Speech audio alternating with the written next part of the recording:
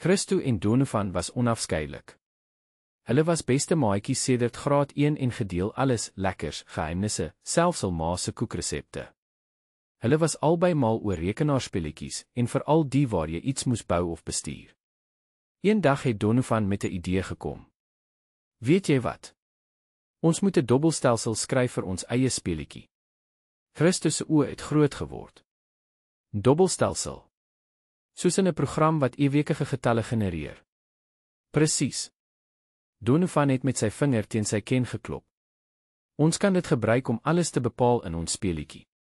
Watter karakter jy kry, hoeveel gesondheid jy het, selfs of jy 'n spesiale vrag kry. Hulle het onmiddellik aan die werk gespring.